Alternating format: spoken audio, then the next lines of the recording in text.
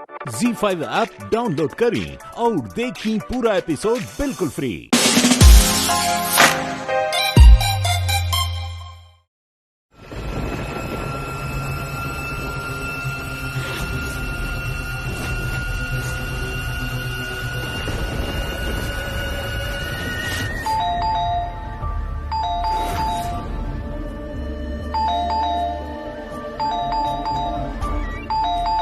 ना रात पर से है खराब मौसम, एकरा चैन नहीं के।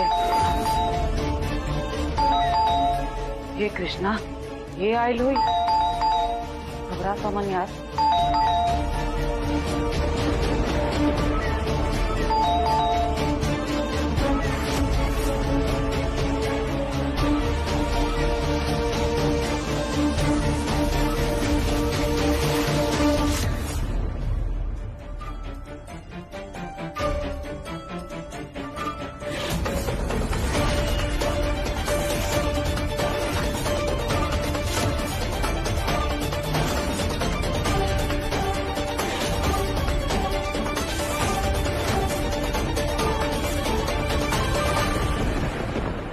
हेलो आंटी, हम माया। हाँ मालूम बा, लेकिन इतना रात के और सब कुछ ठीक बा ना घर में? हाँ हाँ, अब आपके आशीर्वाद से सब निमन बा। फिर भी इतना रात के आंटी और कुछ ना, असल में निखिल और श्यामा के कोनो खबर नहीं के मिला था।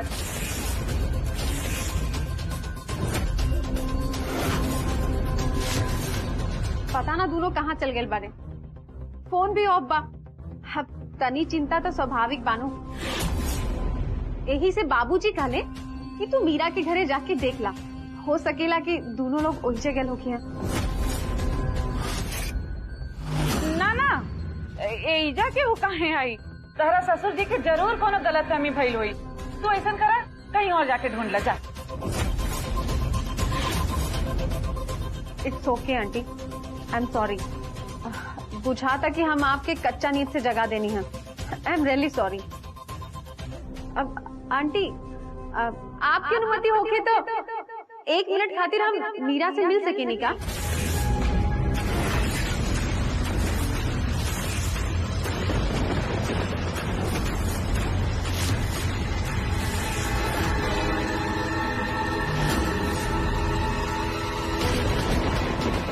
अब इतना दूर आयल बनी तो मीरा से जनी बोल बतिया लेती।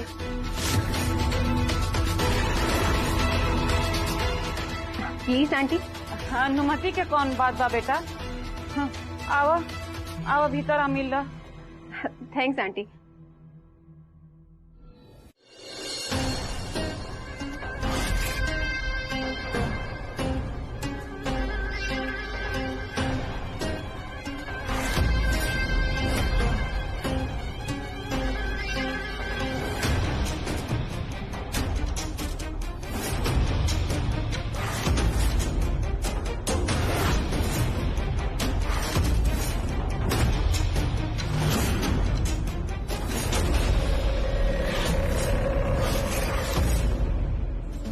करने के इरादा रही खोले के, तब ना खुली। कहीं गलत चाबी तो ना आ गई, धोखा से चिंता के डर में।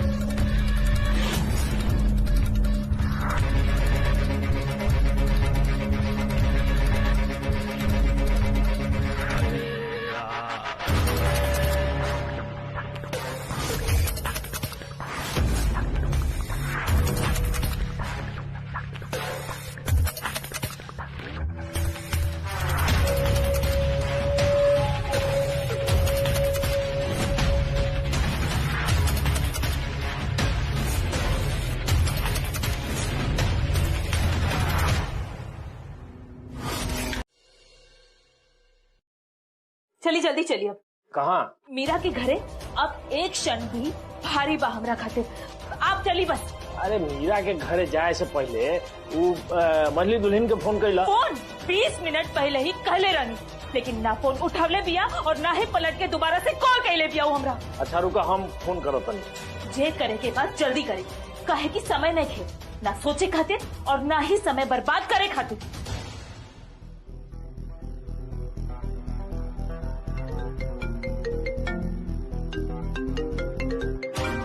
ये देखिए बाबूजी के फोन आवता, बुझाता कि माँ उनके भी पागल करके रख दिले बाड़ी। आपकी आवाज सुने खातिर सब बेचैन भइल बा। ली बतिया ली, तनी शांति मिल जाए लोग की।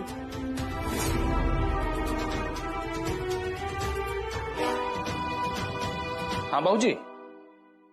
कहाँ बाड़ा तू? बाबूजी जहाँ बानी सुरक्षित बानी, स्वस्थ बानी, चिंता करे की जरूरत नहीं की। अरे कैसे चिंता ना करी? तार न फोन लागत रहे न तारा से कोनो बात होत रहे, और तू कहत रहा चिंता मत करी। निखिल तार फोन का है अब्बा? हमरा से बात कराई नो पहले। अरे तू शांत रहा ना, बात करे दा। अरे बाबूजी तनी माइनर एक्सीडेंट हो गई रहे। एक्सीडेंट?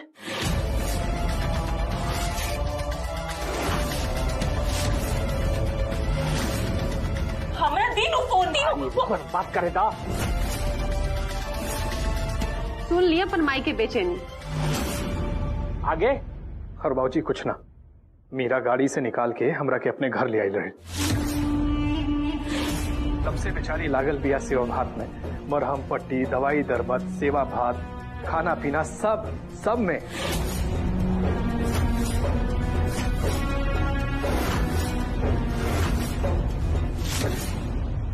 जब ऐसा भइल तो घरे फोन न करे के चाहिए। अच्छा गुल छोड़ा, ये बतावा कि सर पर ढेर चोट तो नहीं लागल? उस श्यामा कहाँ बिया? के मतलब? आप हमरा फोन दी। हेलो हेलो निखिल, कहाँ बाड़ा तू? कैसन बाड़ा बेटा? तहार चिंता में हमार शरीर के खून जर गइल बा। अरे ये एक्सीडेंट सब कैसे भाई? हाँ ज्यादा चोट वोट तो नहीं के लगल ना तोरा? तू ठीक बाड़ा ना? कुछ बोलत कहीं नहीं क्यों बेटा? बोल ना, कुछ जवाब दे हमरा। अरे माई बस ई माई सुने खातिर ही तो हम कब से पागल होत रही। ओहो बात तो सुन पहले। अरे कुछ नहीं खे भाई, सब फर्स्ट क्लास बा। अभी आधा घंटा में निकला तानी मछली भौजी और मीरा के साथे। आ जाई सामने बिठा के नीमन से देख लियो कितना लागल बा कितना ना। ठीक बा। और निखिल, श्यामा कहाँ बिया? जवाब नहीं की सुझाता कि उपाय नहीं की बुझाता। श्यामा हमार बात माना, अब तारा के घरे लौट जाए चाहिए। देखा श्यामा, तू अपन दिमाग के तनी आराम दा। पहले भी कहले रहनी कि ई दिमाग की चोट बा और ई तरह के केस में ऐसने होला। श्यामा हमार भरोसा करा, वो जल्दी ठीक हो जाए। जा तू घरे लौट जा।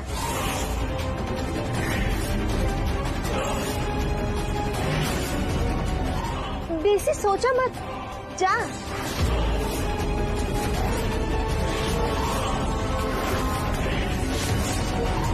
ठीक कहलो मेरा, हमरा अपन घरे लौट जाए के चाहिए, अपन घरवाला के साथ लेके।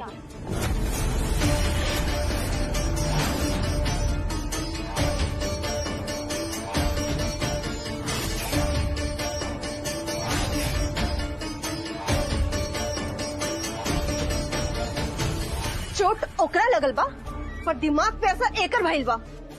मीरा के खा जाइए पागल कहीं के। कौन मंत्र मरले बाड़ू तू निखिल पे? कौन मंत्र के जरूरी बा ये समय बताई? आप तक खुद ही समझदार बानी नू। मोनी मंत्र ताकि वो अपना मेहरारू के भुला दे। हाँ बहुत कमाल के मंत्र बा, बहुत असरदार, बिल्कुल रामबाण जैसन। और वहाँ पहुँचकर देखनी कि निखिल एगो पेड़ से टकराकर ड्राइविंग सीट पर बेहोश पड़ल रहे, माथा पर चोट और मोबाइल भी बंद रहे।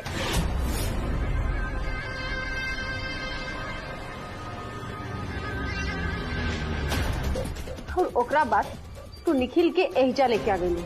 राइट। अब बीच मझधार में तो ना छोड़ सके नहीं ना माया दी, आप ही बताई।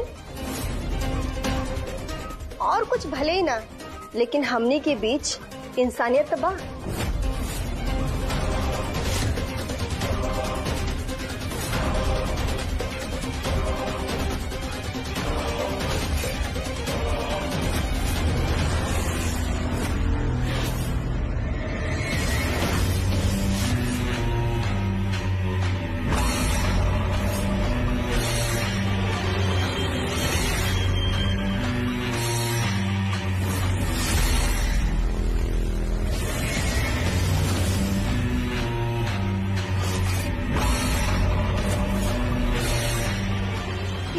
पहला इलायची, एकर बाद और 4 और ओकर बाद निखिल के शॉर्ट टाइम मेमोरी लॉस बन जाई permanent life time memory loss. माने श्यामा से अपन ब्याह के सिर्फ बात ना चर्चा तक भूल जाएगी। अब 5वां इलायची खिलाए के बाद जबले वो जिंदा रहे, श्यामा के नाम के पन्ना तक कोरा कागज बन के रह जाएगी।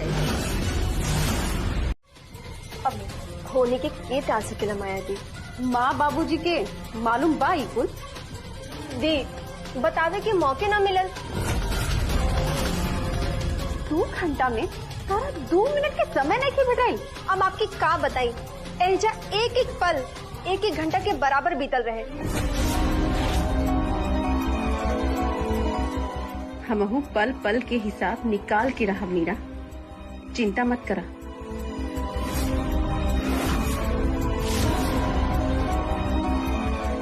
तहार हर सवाल के जवाब बा हमरा लगे, पूछा जितना पूछे के बा।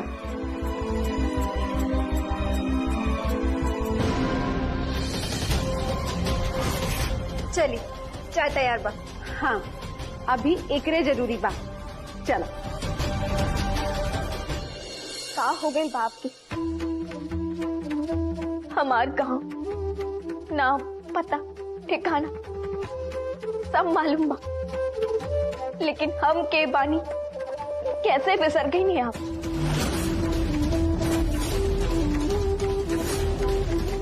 अगर हमरा अपन जिंदगी से निकाले के बाद तो जरूर निकाल दी, लेकिन अपन दिल और दिमाग से बिल्कुल बाहर मत निकाली हमरा, ना तो हम अपन प्राण छुट के मांगे। कहाँ हो गए आपके? पता ना के भी आई, लेकिन माथा के दर्द बन गई भी। आज आपके अपन कृष्णा से विश्वास का है डगमगा गए। शांत हो जाई, उनके स्मरण करी, सब ठीक हो जाई, कानी मत। चाय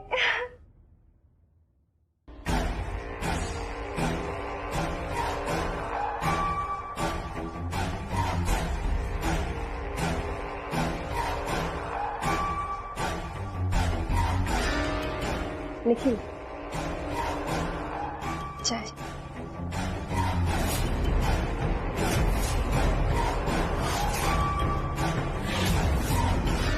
thank you so much Meera. चला केहू तो बा हमार दिक्कत समझे वाला।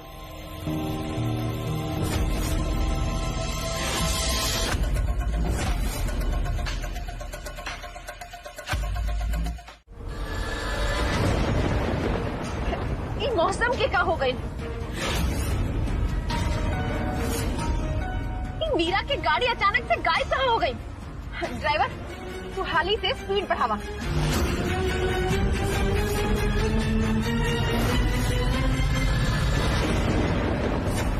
ई हमार उपाय बा निखिल झा, असरदार भी होगी और चमत्कार भी।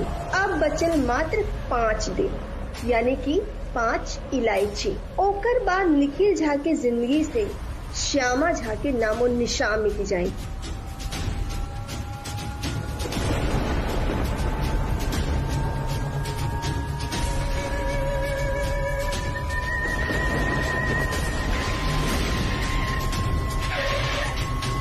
धर तेरी के, और तू गाड़ी संभाल के चलावा, ना तो बीच रास्ता में इधर उतार देता रखे।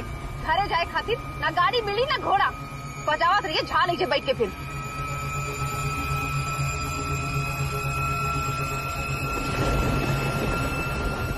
आज के दिन खराब बा।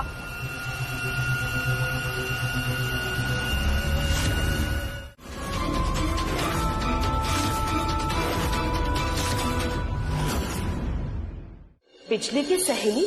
हाँ माई, एकदम अजीब भी है। देख के ही अनपढ़, गवार, जाहिल और गंवार बुझा दिया।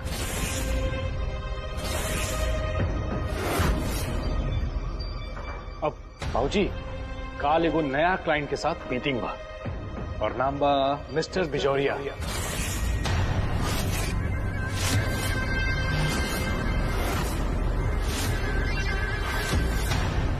बाबूजी, कोनो भी कीमत पे उनकरा के अपन क्लाइंट बनावे के बा। He is very big man.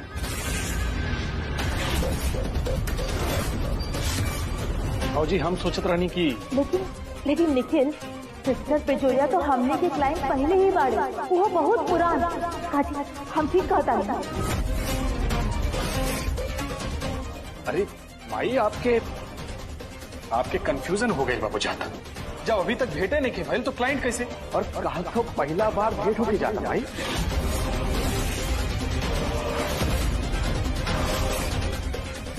लेकिन आ गई मछली भौजी। भाई फिर लेनी अपन बेटा से।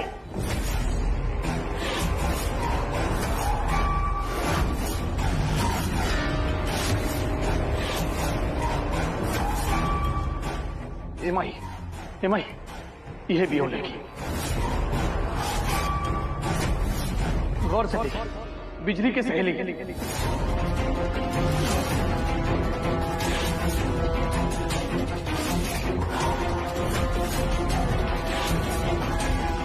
देखा ना कैसे अनपढ़, गवार, जाहिल बुझा दिया। दावा करती है कि हमारी पत्नी भी है। अरे दिमाग खराब हो गई भाई।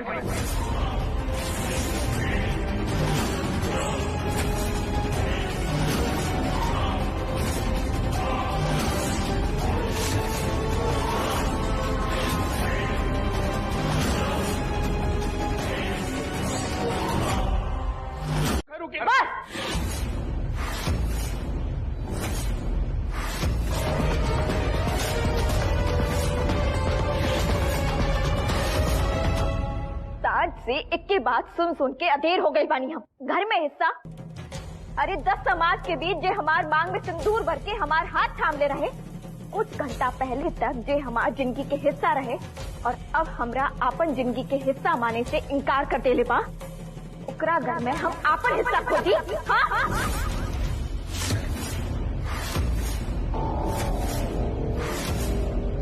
देखिए भाई, बाबूजी देखिए, अभी भी वो है बात अगर थोड़ पे बात। निखिल, शांत रहो। अरे लेकिन बाबूजी, कह देनी एक खाली की शांत रहा तो शांत रहो। श्यामा तू ना बाबूजी, बोले थी हमरा, भले ही हम देहाती बन और आपके ऊंचा समाज में बैठे के व्यक्तित्व नहीं थे हमार, और धोखा से ही सही, लेकिन बियाह था हमरा से ही भइल रहे, और हम ही बनी आपके पत्नी श्यामा निखिल झा। बस सबसे पहले अपन नाम के पीछे से हमारा नाम निकाल दे। अरे नाम जुड़ने से रिश्ता ना जुड़ जाला।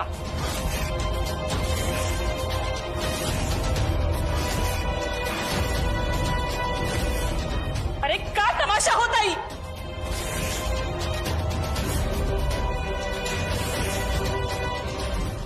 ई तक कमाल हो गई।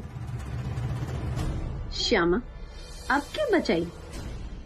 अब तो तहार ब्रह्मास्त्र ही चूक गई निशाना से।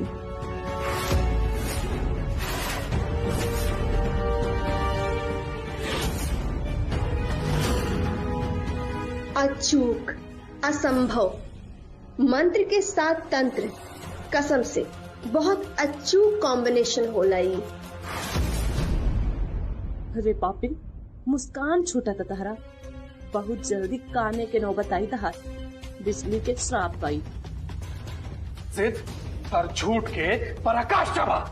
हे लड़की देख, ई बारे हमारे बाबूजी, गौर से देख। अरे तारा के लगा तक हमारे बाबूजी तारा से हमारे ब्याह कर रही है, और देख ई बारे हमारे माई, इनका रूप, इनका रंग, इनका संस्कार, इनका स्टाइल देख। जब हमार माई ऐसा बानी तो इनका बहू के कल्पना क्या होगी।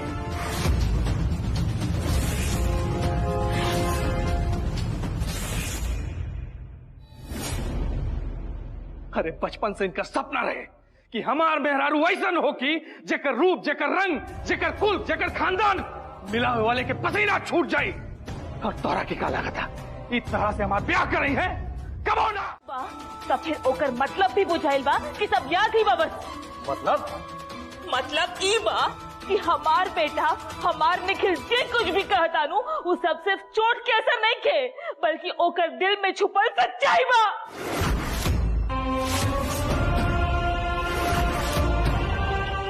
सुनले बानी कि कबो कोनो इंसान के इतना ना दबावे के चाहे कि एक समय पर आके उपलब्ध हो जाए। हमार निखिल के दिलो दिमाग में होकर मन में कितना बात रहे, कितना कुछ रहे, लेकिन आज तक कबो के उसे कुछ न कहलस, बस बर्दाश्त करत रहलस। अपन खानदान की परंपरा और इंसानियत के नाम देके अब हमार लड़का की जिंदगी के कुर्बान कर देले बानी। ना तो इस श्यामा और निखिल के ब्याह तीनों काल में संभव ना रहे, तीनों काल में ना। ब्याह और आज ही घर में जो भी कुछ होता ना, सबके जिम्मेदार सिर्फ और सिर्फ आप और आपके जिद वापस।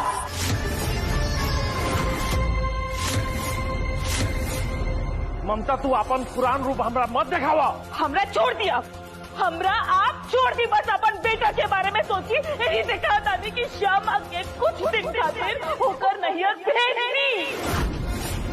श्यामा कहीं ना जाई। फिर हमार बेटा भी ये बात के कबो स्वीकार ना करे कि श्यामा होकर पत्नी भी आ। माई ठीक कह रही है बाबूजी। अभी हमार दोनों के बीच में कोनो अड़चन बा तो उनके याददाश्त और जबले ऊ लौट नहीं खियावता, हम बिजली के कमरा में ओकरा सहेली बन के रह ले। जे हम अभी बानी उनकी नजर में।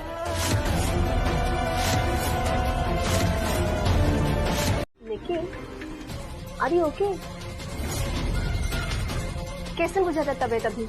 मीरा, हाँ मेरा तनी कंफ्यूजन में फंस गई बनी। का? अब देखा ना हमारे मोबाइल में तारीख का बताओ था 14 जुलाई 2022, बल्कि अभी 2021 चलता।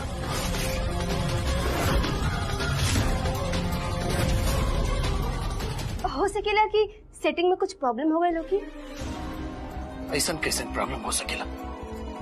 भविष्य के समय अतीत में कैसे? वो 1 साल आगे। अरे मीरा, अभी 1 महीना पहले तो हम सब अमेरिका से अपन पढ़ाई पूरा करके आयल बनी। एक ही महीना में सीधा 2022।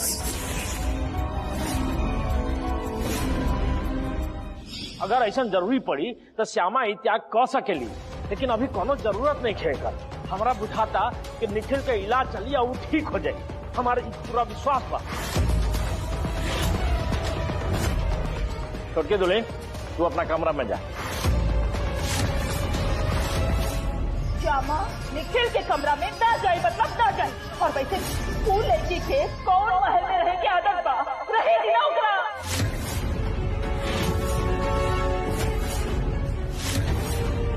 हल्ला मत करो बेसी, शांत रहो। बिल्कुल ना। हम कह दे नु कि श्यामा बिजली के कमरा में ही रही।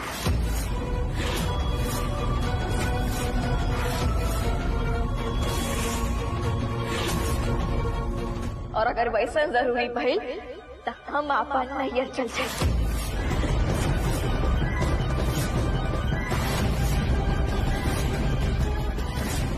हमेशा खातिर ओहिजे रह जाए। हम इहो कहता तनी ठंडक मिल जाए हमार करे जाके। छोटके दुल्हन, जब हम फैसला ले बानी तो तू क्या हो हमारा फैसला पलटे वाली? बाबूजी, आप एक पिता के नाते सोच रही हैं और हम एक पत्नी के साथ है, एक पुतों के नाते भी। और अभी यह उचित और सही बुझाता हमरा।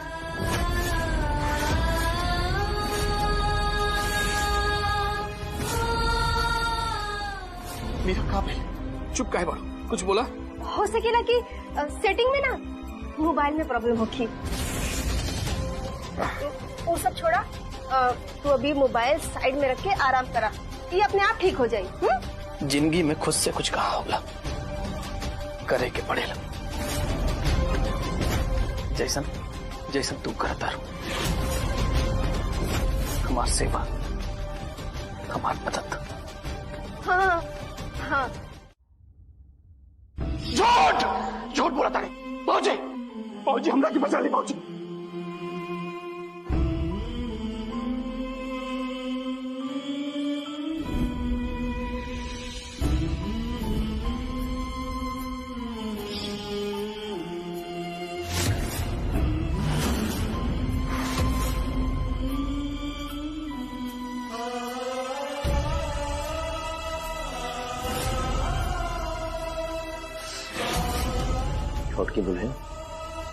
छोटकी दुल्हन श्यामा। हाँ जी बाबूजी। अरे जब खुद निर्णय ले बाड़ू तो फिर में अपना सोचे के कौन बात बा। छोटकी दुल्हन, जरूरी नहीं है कि हर पेड़ फल ही दी, कुछ पेड़ छाया भी देवेला। अभी जो तहार मना स्थिति बा कि हम समझत नहीं, ये इतना आसान नहीं है, लेकिन तहार ससुर वचन देता कि हमेशा छाया देवे वाला पेड़ के तरह तारा संग खड़ा रहे।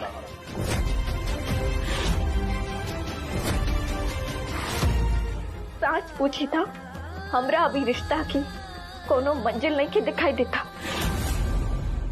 बेटा, रिश्ता हमरा तारा चाहला से ना बनेला।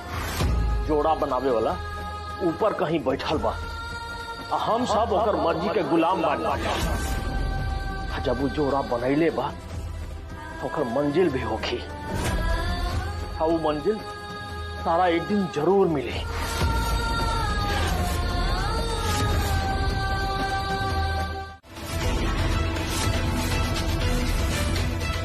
एजा के रखलस?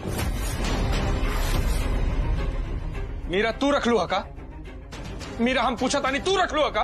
देखा देखा मीरा, केहू के भावना के हम ठेस पहुंचावे ना चाहता, लेकिन भगवान पर से हमारा भरोसा उठ चुकल बा, बल्कि भरोसा ही नहीं के। हम रख ले बानी छोटका मालिक। केकरा से पूछ के और काहे? हमके बुझाइल आपके सुरक्षा की जरूरत बा। हमारा सुरक्षा? केकरा से खतरा बा हमरा?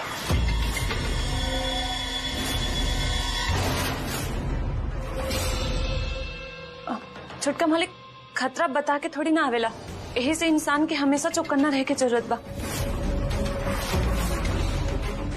हमार गांव में एक पुरान कहावत बा कि कई तरह के अदृश्य शक्ति इंसान के चारों तरफ हमेशा घूमत रहेली, जैसे हॉकनी, डॉकनी, साकनी। अब उसे सुरक्षा की जरूरत बाकी ना। बस बिजली, अपन गांव की ताकिया नूसी बात वही चाहिए रहता। एजा शहर में क्यों विश्वास ना करेला? ठीक बा, अब जैसन जहाँ के रिवाज वो तो माने के ही पड़ी। वैसे भी आपकी इच्छा हमार खातिर हुक्म बा, मान लेनी।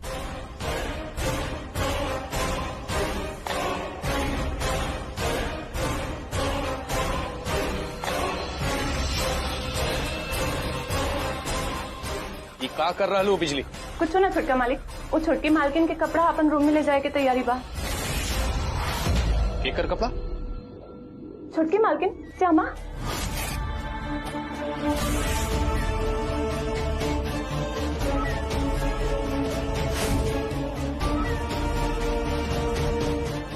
लो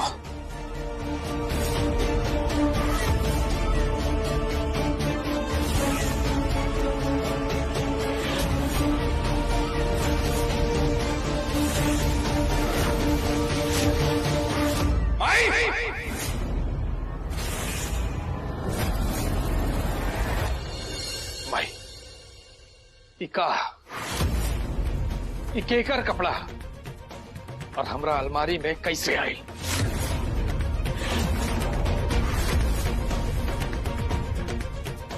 बिजली कहा दिया कि वनपड़ गवार चाहे श्यामा के कपड़ा। का होता ही घर में? का होता ही घर में? एगो नौकरानी के कपड़ा मालिक के अलमारी में कैसे आई? बाड़ू श्यामा निखिल झा, अब तू ही श्यामा निखिल झा रह दू। चला हम जूस पीला।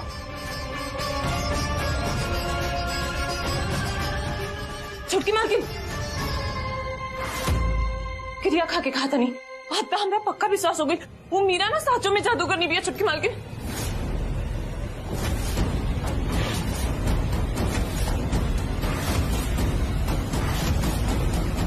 का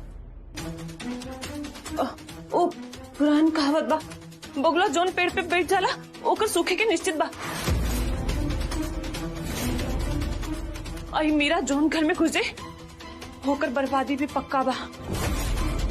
छुटकी मालकिन हम अपन आँख से देखनी है वो छुटका मालिक के माथे पर हाथ रख के पता न कब बड़ बढ़त रही।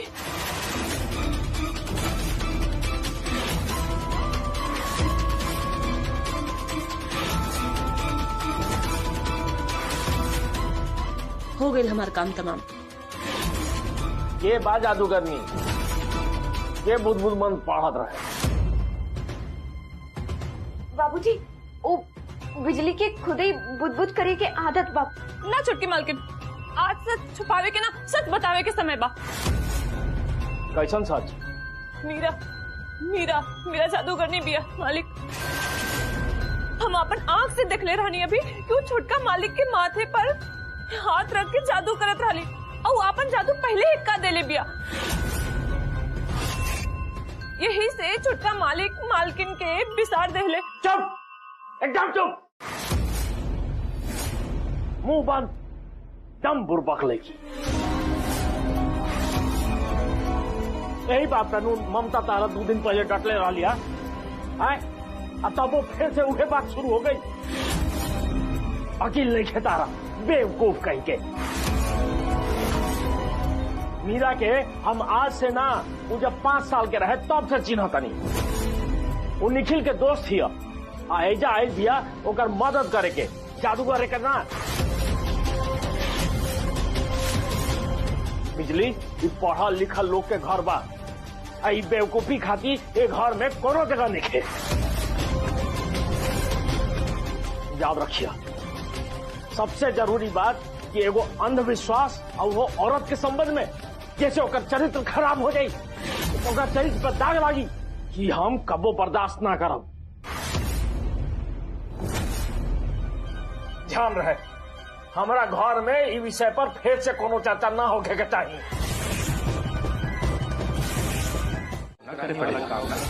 शिक्षित इंसान कबो नौकरानी वाला काम ना करे पड़ेगा।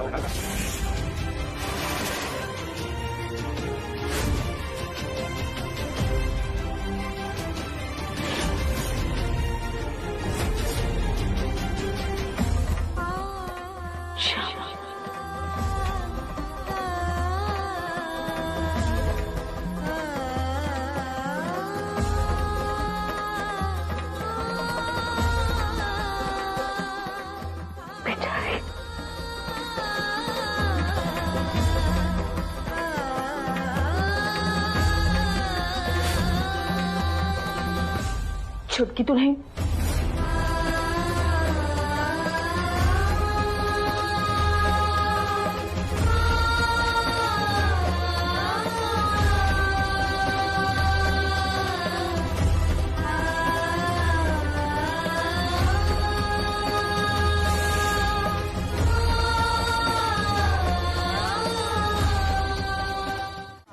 मेहरारू दिया।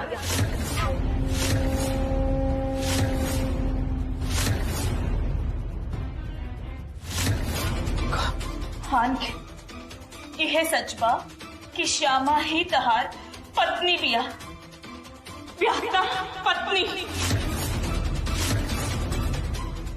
निखिल चोट के वजह से तहार टेम्पररी याददाश्त चल गई बा, ऐसे तू बेचारी श्यामा के भुला गए बड़ा। लेकिन एकर मतलब ई तो नहीं खेलू बेटा कि रिश्ता झूठा बा।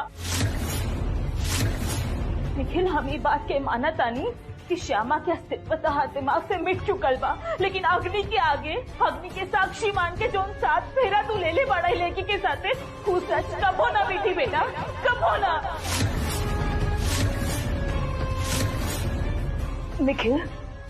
श्यामा बिजली के कौनो सहेली या फिर घर के नौकरानी ना, बल्कि तोहार पत्नी भी आ, जहाँ परिवार के पतो तोहार अर्धांगिनी।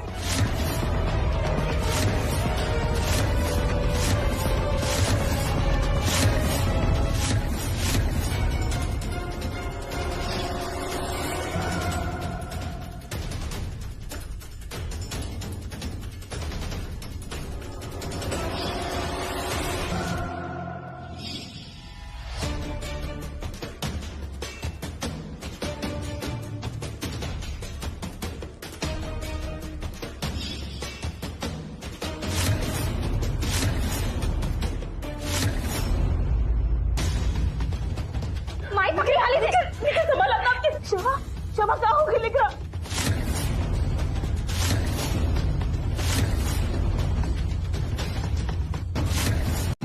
ZEE5 ऐप डाउनलोड करें और देखें कुल एपिसोड एकदम फ्री।